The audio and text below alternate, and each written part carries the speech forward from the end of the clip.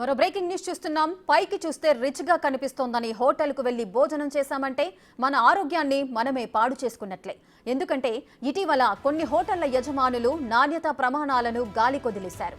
కల్తీ ఆహార పదార్థాలతో ప్రజల ఆరోగ్యంతో ఆడుకుంటున్నారు. ఇందుకు హైదరాబాద్ నగరం నిదర్శనంగా మారింది. తాజాగా అధికారులు నగరంలోని పలు హోటళ్లలో తనిఖీలు చేపట్టగా షాకింగ్ నిజాలు వెలుగులోకొచ్చాయి.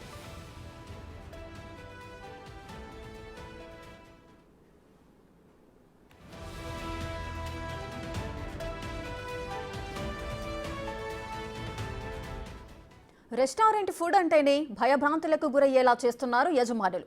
లాభాలకు కక్కుర్తిపడి కస్టమర్లకు కల్తీ ఫుడ్ అందిస్తున్నారు. హైదరాబాద్లో పేరున్న రెస్టారెంట్లు కల్తీ, నాణ్యత లేని ఆహార పదార్థాలతో ప్రజల ప్రాణాలతో చెలగాటమాడుతున్నారు. ఈ క్రమంలో ఫుడ్ సేఫ్టీ అధికారులు నెల రోజులుగా నగరంలో స్పెషల్ డ్రైవ్ చేపడుతున్నారు. మొత్తం 3 సభ్యులతో కూడిన టాస్క్ ఫోర్స్ బృందాన్ని ఏర్పాటు చేశారు. వివిధ హోటళ్ల నుంచి శాంపిల్స్ సేకరించారు. దాదాపు 29 శాంపిల్స్ నిబంధనలకు విరుద్ధంగా గుర్తించిన అధికారులు వాటిని సీజ్ చేశారు. రిపోర్ట్స్ ఆధారంగా సదరు హోటళ్లపై కఠిన చర్యలు తీసుకోనున్నట్లుగా అధికారులు తెలియజేశారు.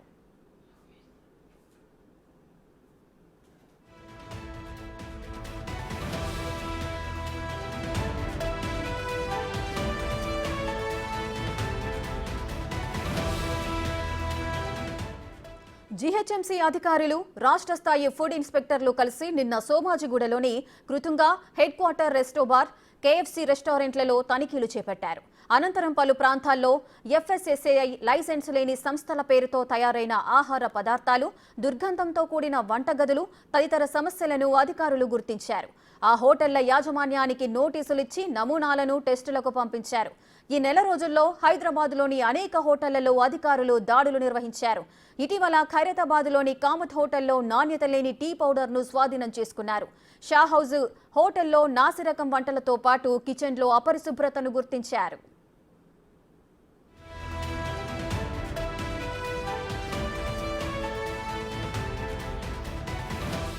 గ్రేటర్ పరిధిలోని రాయలసీమ రుచులు రెస్టారెంట్పై ఫుడ్ సేఫ్టీ అధికారులు తనిఖీలు చేశారు.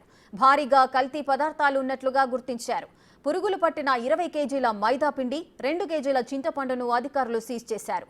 షాహౌజ్ హోటల్లో శాంపిల్స్ ను సేకరించిన అధికారులు ల్యాబ్స్ కు పంపించారు. వీటితో పాటు ఎక్స్పైరీ అయిపోయిన ఆహార పదార్థాలు, కుళ్ళి బూజు పట్టిన వాటిని కూడా అధికారులు సీజ్ చేశారు. టెస్టుల కోసం వాటన్నింటినీ ల్యాబ్స్ కు తరలించారు. రిజల్ట్స్ ఆధారంగా వారిపై కఠిన చర్యలు తీసుకుంటామని అధికారులు తెలియజేశారు.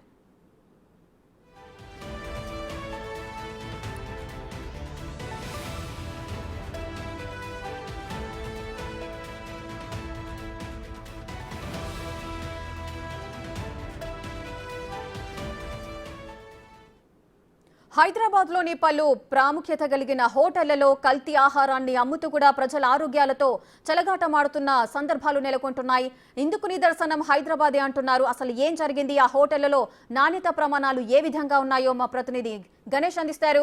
గణేష్, అసలు ఏం జరుగుతోంది?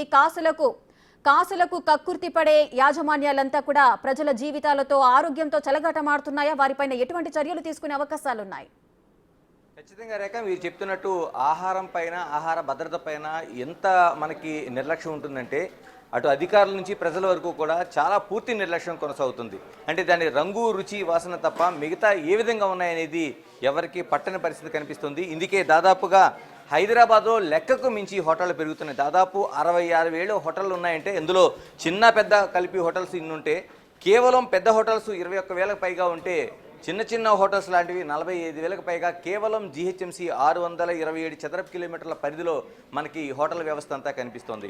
ఇందులో దాదాపుగా అంటే దేశంలోనే అంటే నేషనల్ రెస్టారెంట్ అసోసియేషన్ ఇచ్చిన గణాంకాలను మనం తీసుకుంటే దాదాపు 6,000 కోట్లకు పైగా మనకి టర్నోవర్ జరుగుతుందంటే ఎంత పెద్ద ఎత్తున వ్యాపారం జరుగుతుందో చూడొచ్చు.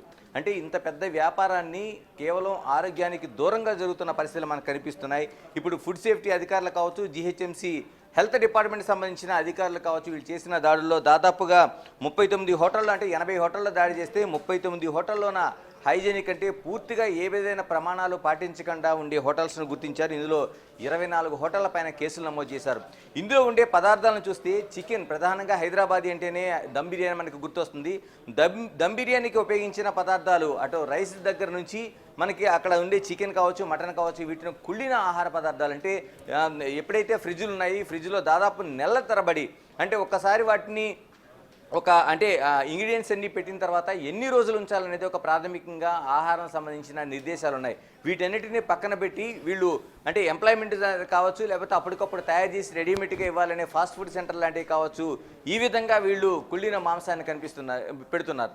అంటే ఒకటి కాదు, రెండు కాదు, ఇందులో ప్రధానంగా టేస్టింగ్ సాల్ట్ అనేది ప్రధానంగా కీలకంగా కనిపిస్తుంది. దీని టేస్టింగ్ సాల్ట్ని ఇప్పటికే నిషేధించారు, మరోవైపు కలర్స్ కూడా నిషేధించారు.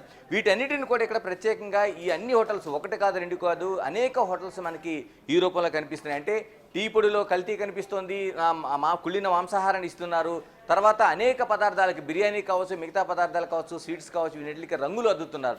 ఇవన్నీ కూడా ఆహారాన్ని తింటే పూర్తిగా అనారోగ్య పరిస్థితులు ఉంటాయనేది ఇప్పటికే ఫుడ్ సేఫ్టీ అధికారులు మనకి స్పష్టం చేస్తున్నారు. ఇటు ఎన్ఐఎన్ కావచ్చు, నేషనల్ ఇన్స్టిట్యూట్ ఆఫ్ న్యూట్రిషన్ కావచ్చు, అనేక హెచ్చరికలు జారీ చేస్తుంది.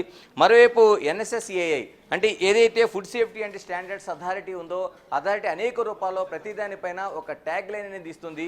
అంటే వీళ్ళు ఫుడ్ సేఫ్టీగా ఉందా లేదనేది ఒక డిక్లరేషన్ అయితే చేస్తున్నారు. కానీ ఎక్కడా కూడా ఇటువంటి ప్రమాణాలు పాటించకుండా మనకి స్ట్రీట్ ఫుడ్ అండ్ వెండర్స్ నుంచి మరోవైపు పెద్ద పెద్ద హోటల్స్ వరకు, ఎందుకంటే రిఫ్రిజిరేటర్లోన నెలల తరబడి ఉంచుతున్న పరిస్థితులు కనిపిస్తున్నాయి. జీహెచ్ఎంసీ ప్రతి నెల కూడా 10 కేసులు చెప్పిన, అంటే 10 చోట్ల దాడులు చేస్తుంది. దాదాపు 30 సర్కిల్లోన మనకు ఉండే ఏదైతే ఈ విభాగాలు ఉన్నాయి, ఈ విభాగాలన్నీ కూడా పూర్తి స్థాయిలో ఫుడ్ సేఫ్టీ అధికారుల నిబంధనల మేరకు, జీహెచ్ఎంసీ హెల్త్ డిపార్ట్మెంట్ ఆదేశాల మేరకు మనకి ఈ దాడులు జరుగుతున్నాయి. కానీ ఫుడ్ సేఫ్టీ ఎక్కడ పాటించలేని అర్థమవుతుంది. అంటే పూర్తిగా తినేవాళ్ళు సైతం మనకు చూస్తుంటాం, అనేక యూట్యూబ్స్లో కావచ్చు, మిగతా చోట కావచ్చు, తక్కువ ధరకి వస్తుంది, పలానా చోట రుచిగా ఉందంటే అందులో ఏం వేస్తున్నారు, ఏం చేస్తున్నారు తెలియదు, మనకి వైరల్ అవుతున్నాయి అటువంటి వీడియోస్. అక్కడికి క్యూలు కడుతున్నారు. అంటే మనం అనేక వీడియోస్ చూస్తున్నాం. మనం అంటే దాని ఫుడ్ ఎక్కడ తింటున్నాం, ఎలాంటి పరిస్థితుల్లో తింటున్నాం, వాళ్ళు ఏ విధంగా వాటిని ఆహార పదార్థాలను వండుతున్నారు అనేది ఎక్కడ లెక్క చేయకుండా ఈ విధంగా మనకి కనిపిస్తున్నాయి. ఈ విధంగా ఇప్పటికీ దాదాపు జీహెచ్ఎంసీకి ఉన్న సిబ్బంది కావచ్చు, అది పూర్తి కొరత కనిపిస్తుంది. దాదాపు హైదరాబాదు పరిధిలో 66,000 హోటళ్ళు ఉన్నాయంటే ఈ ఫుడ్ సేఫ్టీ అధికారులు ఏ విధంగా దీన్ని చేస్తారనేది మనం ఆలోచించాల్సిన అవసరం ఉంది. గణేష్, ముఖ్యంగా సండేస్ వచ్చినా, వీకెండ్స్ వచ్చినా కూడా ఫ్యామిలీని అంతా తీసుకొని చిన్న పిల్లలతో సహా ప్రతి ఒక్కరు కూడా రెస్టారెంట్స్కి వెళ్ళి ఫుడ్ని ఎంజాయ్ చేసే పరిస్థితులు నెలకొంటున్నాయి. ముఖ్యంగా హైదరాబాద్లో సిచ్యువేషన్ అయితే ఆ విధంగానే ఉంటుంది. కానీ ఇప్పుడు చూసుకున్నట్లయితే చిన్న పిల్లల్ని బయటికి తీసుకెళ్లాలి అంటే వాళ్ళకు ఒక విషయాన్ని మనం ఇస్తున్నాము అని విషయాన్ని కుటుంబ సభ్యులు కూడా గ్రహించాల్సి ఉంటుంది. సో ఆ కల్తీ ఫుడ్ తినడం వల్ల కూడా చిన్న పిల్లలు కూడా అనారోగ్య పాలయ్యే పరిస్థితులు ఉంటాయి. ఈ నేపథ్యంలో వారిపై ఎటువంటి కేర్ తీసుకోవాలి మనం? ఖచ్చితంగా మీరు చెప్పినట్టు ఒకప్పుడు వీకెండ్స్ మాత్రమే, శని ఆదివారాలు మాత్రమే చాలామంది ఫ్యామిలీతో పాటు రెస్టారెంట్కి వెళ్ళడం అనే కల్చర్ ఉండేది. కానీ ఇప్పుడు ఈ రోజున మనం చూసుకుంటే ఏ రెస్టారెంట్కి మధ్యాహ్నం పూట వెళ్ళినా, సాయంత్రం పూట వెళ్ళినా, ఉదయం పూట వెళ్ళినా మనకి పెద్ద ఎత్తున జనం కనిపిస్తున్నారంటే ఈ ఫుడ్ కల్చర్ అనేది ఏ స్థాయిలో పెరిగిందంటే ఇళ్లలో వండుకునే కంటే బయట తినే కల్చర్ అనేది పూర్తి స్థాయిలో పెరిగింది. దానికి అనేక కారణాలు కావచ్చు. అంటే రుచి, మిగతా అంశాలు ఒక పక్కన పెడితే మిగతావి అంటే చాలామంది అనేక ఈ వడివడి జీవితంలోన ఈ కార్పొరేట్ సెక్టార్లో కావచ్చు, లేకపోతే పెద్ద పెద్ద నగరాల్లో కావచ్చు, వీటన్ని టైంకి హాజరవ్వడం, వాళ్ళు ఫుడ్ ఇంటి దగ్గర నుంచి తీసుకెళ్ళడం కావచ్చు, తిరిగి మధ్యాహ్నం పూట లేకపోతే సాయంత్రం పూట ఇళ్లకెళ్ళి భోజనాలు చేసే పరిస్థితి ఎక్కడ ఉండదు మనకి. ఎందుకంటే చాలా పెద్ద పరిస్థితుల్లో రోజుకి 30 కిలోమీటర్లు 40 కిలోమీటర్లు ట్రావెల్ చేసి ఉద్యోగాలు చేసే పరిస్థితి కనిపిస్తుంది. అందుకని చాలా వరకు ఫుడ్ హోటల్లోనే ఒకప్పుడు శని ఆదివారాలు కుటుంబ సభ్యులతో వెళ్తే ఈ రోజున అనేక మంది ఉద్యోగస్తులు ప్రతిరోజు కూడా మనం చూస్తున్నాం, స్ట్రీట్ ఫుడ్ దగ్గర నుంచి పెద్ద పెద్ద హోటళ్ళ వరకు క్యూలు కడుతూ మనకు కనిపిస్తూ ఉంటారు. అంటే ఇలాంటి పరిస్థితుల మధ్య ఇలాంటి ఫుడ్ తింటే పెద్దవాళ్ళ పరిస్థితి పక్కన పెడితే చిన్నపిల్లలకు అనారోగ్యం పాలవుతున్న కేసులు అనేకం మనకు కనిపిస్తున్నాయి. లీలోఫర్ లాంటి హాస్పిటల్లో మనం ఒక్కసారి చూస్తే అనేక కేసులు మనకు బయటపడతాయి. ఎందుకంటే స్ట్రీట్ వెండర్స్ అమ్ముతున్న ఫుడ్ అంటే అప్పటికి రుచిగా ఉండొచ్చు కావని ఆ తర్వాత ఉండే అనారోగ్య పరిస్థితులు మనకి ఆందోళన కలిగిస్తున్నాయి.